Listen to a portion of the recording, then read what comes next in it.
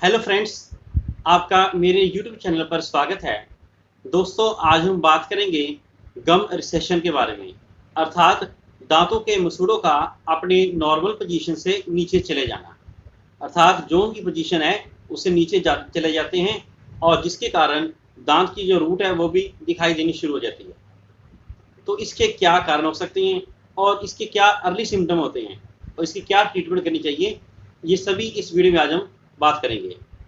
अक्सर देखते हैं कि कई लोगों के दांत टेढ़े मेढ़े होते हैं, खराब होते हैं और उनके मसूड़े जो हैं वो अनइवन होते हैं, मतलब इरेगुलर होते हैं, जिसके कारण जो नीचे के जबड़े के मसूड़ा है वो नीचे को खिसक जाता है और जो ऊपर का जबड़े का मसूड़ा है वो ऊपर की तरफ फैल जाता है और दांत बहुत ज़्यादा एक्सपोज नजर आते हैं। तो इनके कारणों की जांच करें तो सबसे पहले जो मुख्य कारण होता है वह है कि दांतों का किसी प्रकार का इन्फेक्शन, जैसे कि पायोरिया, मसूड़ों में से किसी प्रकार का ब्लड आना या पस आना, जिसके कारण दांत के अंदर से जो इन्फेक्शन शुरू हो जाती है और अंदर ही अंदर वो मसूड़ों को खोखला करना शुरू कर देती है और मसूड़े जो है अपनी नॉर्मल पोजीशन छोड़कर नीचे को खिसक जाते हैं।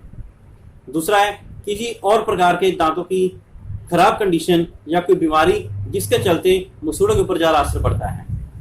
दूसरा जो मुख्य कारण है वह है दांतों और मसूड़ों के बीच में टाटर यानी मैल का जमना। जितनी ज़्यादा जो मैल जमेगी उतना ज़्यादा इन्फेक्शन होने के चांसेस बढ़ जाएंगे, जिसके कारण मसूड़े अपनी जगह छोड़ देंगे और दांत हिलने शुरू हो जाएंगे। तीसरा आ जाता है हार्मोनल चेंजेस।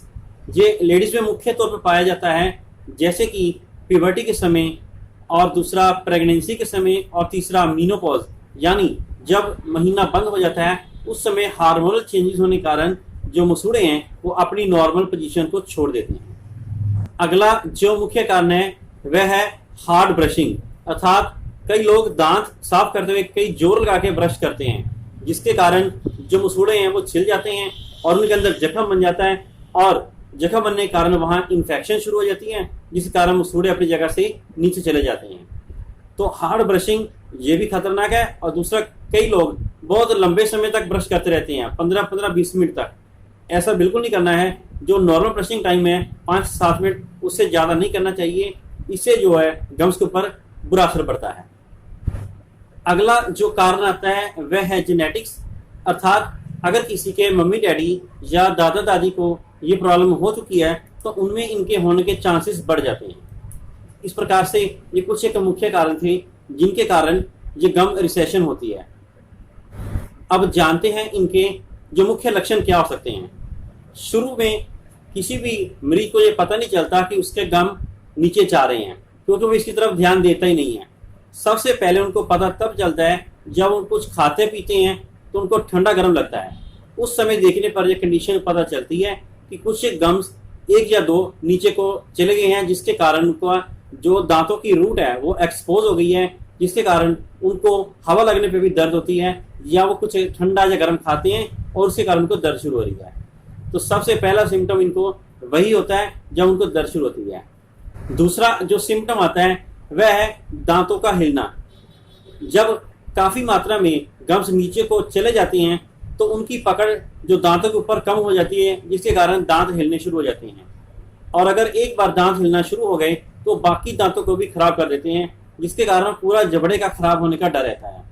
इसलिए जब कभी भी आपको दांत में दर्द हो या ठंडा गर्म लगे या दांत हिलने शुरू हो जाएं तो उसको अपने डॉक्टर से मिलकर चेक जरूर करवाना चाहिए, ताकि समय रहते इस बीमारी का पता चल सके और इसका इलाज शुरू कर सकें। ट्रीटमेंट में सबसे पहले आता है कि दांतों के ऊपर जो टाटर जमा है, जो मैल जमी है, सबसे पहले उसको हटाना। उसको हटाने के बाद ही पता चलता है कि मसूड़े कितने नीचे तक जा चुके हैं। और दूसरा, अगर कंडीशन अर्ली है तो हम उसके ऊपर गम ग्राफ्टिंग सर्जरी करके देख सकते हैं और उससे काफ़ी लाभ भी मिलता है। इसमें क्या होता है, छोटा सा एक टिश्यू लेकर, जो हमारे मुंह के हिस्से का, उस एक टिश्यू लेकर उस मसूड़े वाली जो नीचे गया है उसके ऊपर लगा देते हैं और बाद में वो हील करके रिकवरी कर जाता है। यहाँ पर मैं बताना चाहूँगा कि अगर आपके जो मसूड़े हैं अर्ली स्टेज में नीचे गए हैं तो उनका इस ग्राफ्टिंग सर्जरी से फायदा हो सकता है, लेकिन अगर वो काफ़ी नीचे जा चुके हैं और पुराने हो चुके हैं तो उनकी कोई ट्रीटमेंट नहीं है। उनका कोई इलाज हम नहीं कर सकते हैं, वो नीचे ही रहेंगे। इस प्रकार से इस कंडीशन को शुरू में पहचानना ही इसका सही मायने में ट्रीटमेंट है, ताकि जल्दी से डेंटिस्ट को दिखाकर इसका इलाज शुरू किया जा सके। तो दोस्तों, ये थी कुछ गम रिसेशन के बारे में जानकारी। आशा करता हूँ आपको ये अच्छी लगी होगी, और अगर आपको ये जानकारी अच्छी लगी तो इसको आप लाइक करें, शेयर करें और मेरे इस चैनल को सब्सक्राइब करें।